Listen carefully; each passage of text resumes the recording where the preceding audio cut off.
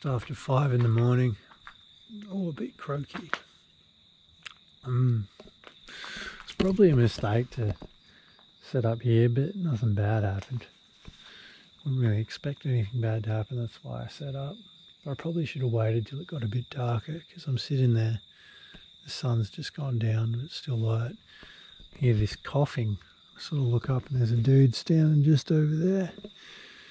But he's not walking either way, he's just standing there, he's got a beer in his hand. And he doesn't say anything, he's just looking at me. So I'm like, how you going? He's like, yeah, not bad. You camping for the night, are you? I'm like, yeah. So I explain my situation, like I've just walked, and he's like, oh yeah? So how are you travelling? Like, it took me a moment, like, what does he mean? I just told him. Like, oh, I'm walking. He's like, oh, you're on foot? Yeah, he was harmless. He didn't come back with his mates and beat me up. You just see a lightning electrical storm out on the horizon out there. It's a very misty morning. 35 k's or 34 k's into Foster. Might get going soon. I'm waiting for it to maybe just get a bit lighter because I've got to walk down the side of the road here. I still can't find my spoon. I even got another spoon and it's gone missing. Had breakfast, heading off about 6 AM. Straight down this road.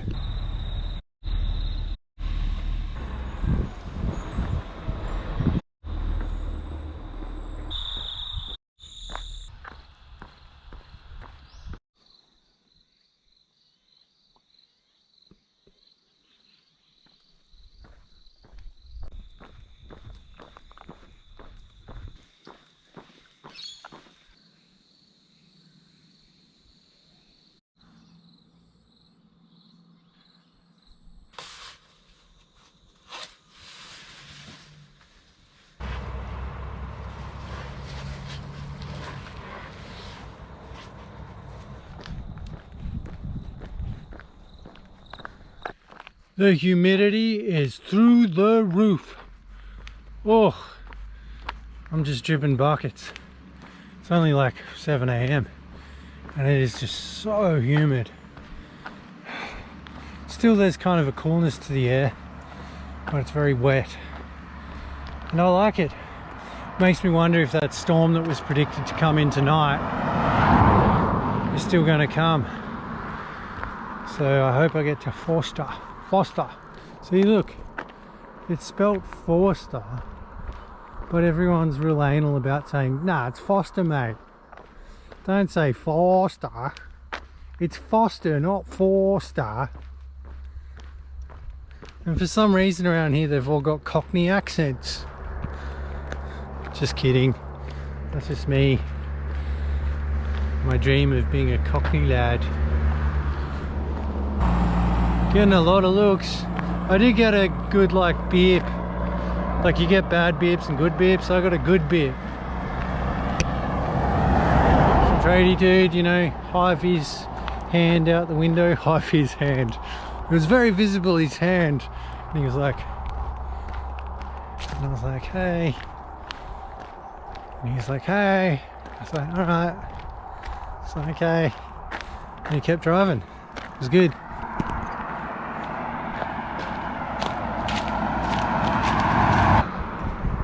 Lots of fire ravaged trees, got to avoid them. It's been interesting in my travels up the coastline, seeing fire damaged trees. I'm wondering if, oh, was this from the 2020 fires or an earlier fire or a later fire? There haven't been many fires in the last 2 years. There's just been a lot of floods because of the La Nina effect. But apparently that's waning now, so now all the headlines are like, brace for super fire. And you can see all the undergrowth, like the forests are just so full of undergrowth, and that's the fuel for fires. But there's no point worrying too much. But there is point in buying a boat and getting the fuck away. Even a catamaran. Got to learn some sailing skills. Oh man, at my auntie and uncle's place there were some nice yachts like out decked on the Mariner, and I thought, I wonder how much it'd cost, like, because houses are so expensive in Australia. Maybe it's not that different now to just buy a yacht or a catamaran or something. Like you'll be like, oh Duke, don't be stupid, those things cost millions. Have you heard of a thing called a house? I mean, the average house is nearly $1 million now. I wonder what the average, you know, house boat, doesn't have to be that big, just like a little catamaran or something. I'd live in it. I'd learn how to ride waves and read the ocean and tie knots. I've got to learn how to tie knots. I can tie a half hitch. That's how I do the hammock. I do 2 half hitches, sometimes I do 3. Shout out to Nettie, good mate Nettie. She tried to teach me how to do a trucker's hitch a while ago, but I wasn't a very good student. I was like, can we just go get a coffee now? When can we have some vodka? Can I have a ciggy? That was back in those days. Wasn't very good at learning knots because it was not fun.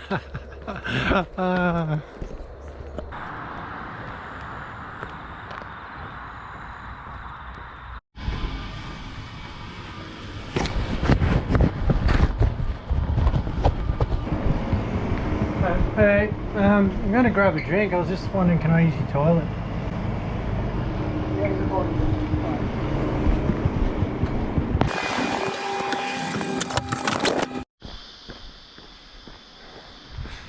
So we're approaching the famous, we're approaching the famous 7 Mile Beach, which is about 12 kilometers, I think, miles to kilometers, maybe a little over 12, 13 kilometers.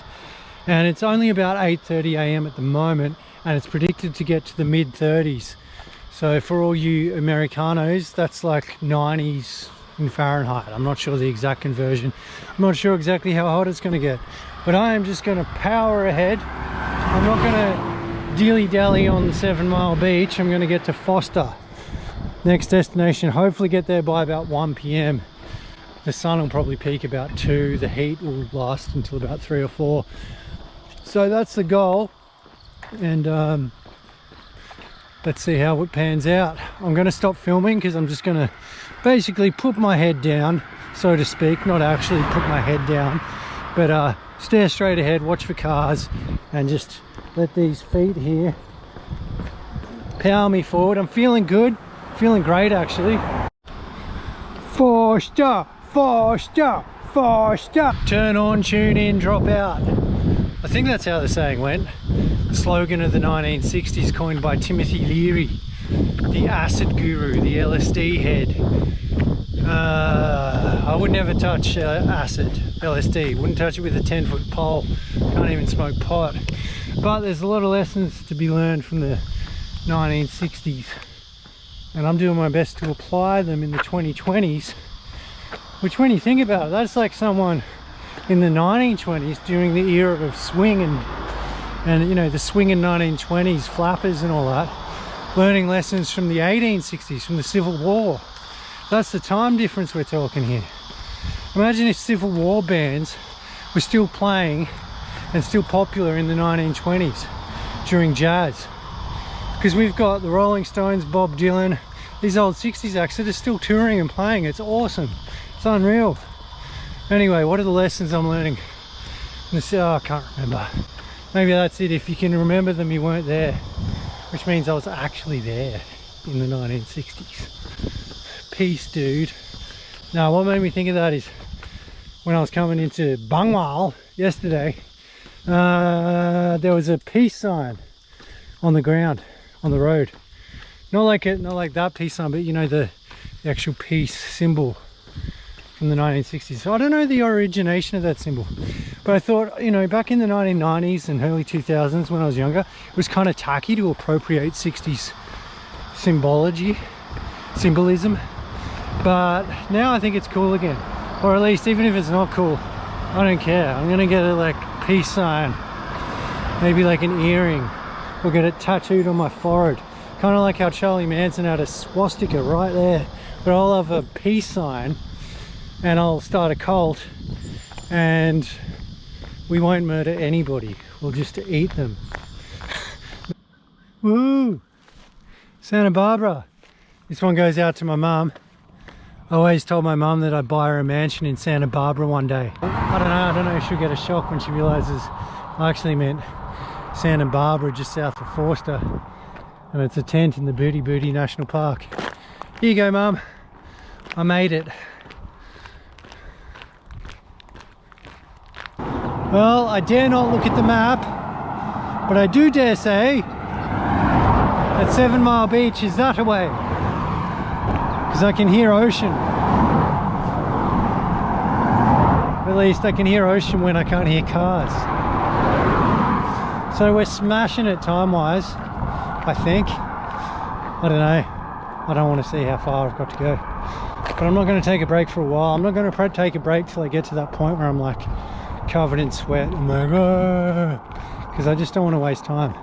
I'm saving my Mountain Dew and my salt and vinegar Pringles for that moment. Shut up, bird. No one cares. Get it? I'm an asshole.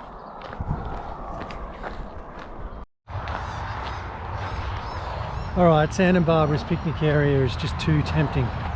We're going to quickly eat some chips, drink some water, maybe look at the map, we'll see. I like these trees. They're some kind of pine tree. Tell me what kind of tree they are, please, someone. They feel less liable to kill you than gum trees. Like if you think Duke the Dirtbag is a misanthrope, your typical gum tree kills more people than I have killed in my whole life. So, should we look at, yeah, let's look at this map, like so I don't have to look at my damn phone. No one likes looking at their phone if they don't have to. Isn't that right? So we're right here. Gotta walk all the way up there in Foster Still. So there's the kilometre sign. 2, 4, 6, 8, 10. Still got a fair bit of walking to do. Booty Booty National Park. I don't know where I'd put Mum's mansion tent. What do you reckon, Mum? I reckon right out in the middle of the field. It's a good spot. Put a giant lightning pole like right out of the tent. Here you go, Mum, here's your retirement mansion. And when this storm comes on, you just got to climb up that pole and just wave this stick in the air. Like this. Yep, that's right, Mum. Yep, just keep waving that stick. No, I'm just joking.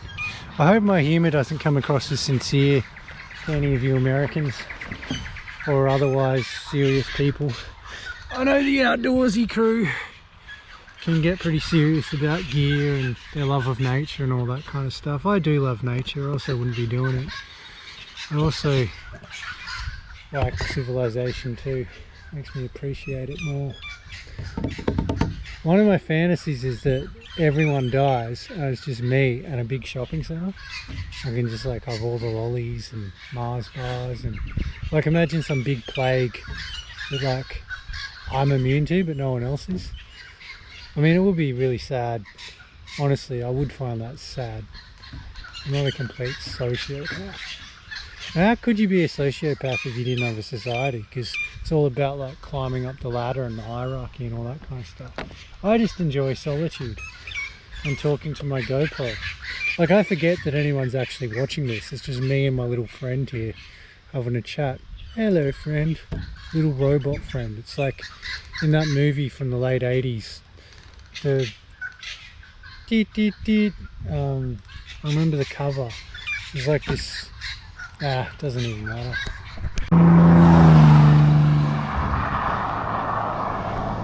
Vroomsies! Yeah, boys, we're driving really fast along 7 Mile Beach Road, mate. Yeah, that's how we spend our Sunday, even though it's Wednesday, I think. Yeah, one thing my mum always says to me is, don't live it twice. Because I always like project into the future and start experiencing the emotions of my projected scenarios where everything goes wrong. Right now I'm imagining I get to the McDonald's in Foster, because in my head I'm like, I'm gonna get there, I'm gonna plug in my laptop, charge everything up, edit some videos, maybe drink a cold orange juice or something. But I'm like, oh, I bet I'll get there and there'll be no PowerPoints. It'll be like the one McDonald's in Australia that doesn't have PowerPoints. I'm like, what do I do then? I go to the library, but then the library will close at like 4 o'clock. And I just won't get anything done.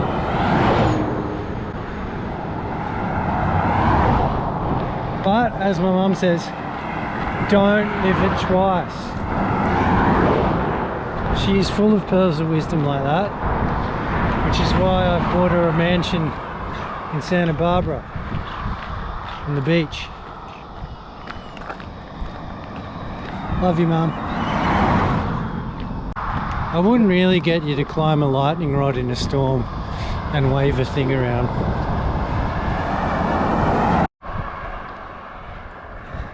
Hey, do you reckon you can turn that sun lamp down just a little bit? You know, just a bit. It's getting a bit hot in here, mate. Are you there, God? God! Woo! Faster, faster, faster.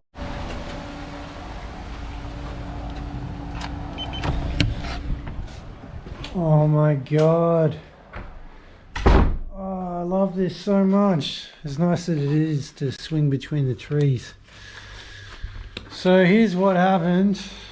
I don't even know how I'll get this footage out to you guys. My laptop doesn't work. Now, I wasn't planning on staying in a hotel, but I staggered into Foster. It was extremely hot. I was buggered. I was like, oh, I'll just go to McDonald's and I'll edit all the footage, and I was looking forward to it. So I sat down, I had 2 big cups of water, a big cup of Coke, you know, small thing of fries, and my laptop won't start. It won't charge, the green light won't come in, turn on, it won't come on when I plug it in. I'm going to leave it plugged in overnight because I did drain the battery of it last night. I was using it and it wasn't plugged in and the battery went flat. Maybe it just needs like heaps of juice. So I'm going to plug it in here. Meanwhile, I'm going to just relax in this absolute luxury. And I'm basically going to just do fuck all. Giving my shoes a break. When I got into that hotel room, just every reason to quit just flooded me. The panic button just switched on. All my usual demons started yapping at me. When the computer wouldn't turn on, it was the weirdest, loneliest feeling. Thinking, why the fuck am I doing this? At the moment, all I can say is I'm only doing it because I said I would. I'd like to just become someone who does the things they say they're going to do. I probably should be careful about saying I'm going to do something like walk all the way to Brisbane. But I stepped outside. I was just walking around with no obligation, no purpose. You know, just remembering that I chose to do this and I'm free. Just not going to worry about the computer. Even if I walk the rest of the way just filming stuff, I mean, it doesn't matter. I just get so attached to outcomes.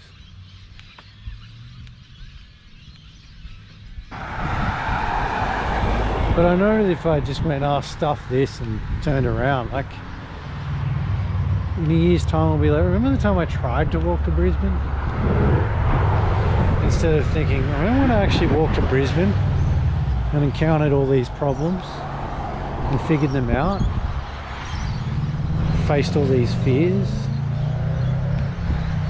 Like walking to Taree tomorrow, I checked the weather, it says there's going to be lightning.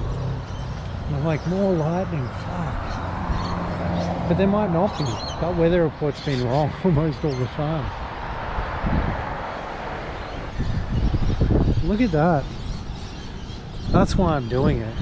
Because I'm in this town. Don't know where I am. It's fucking gorgeous. I'm not going to feel any better if I just jump on a bus and go back down south.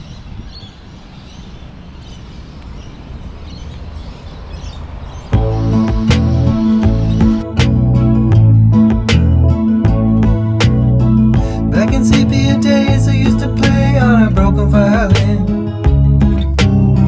And now it's 2087, and I cannot find my skin.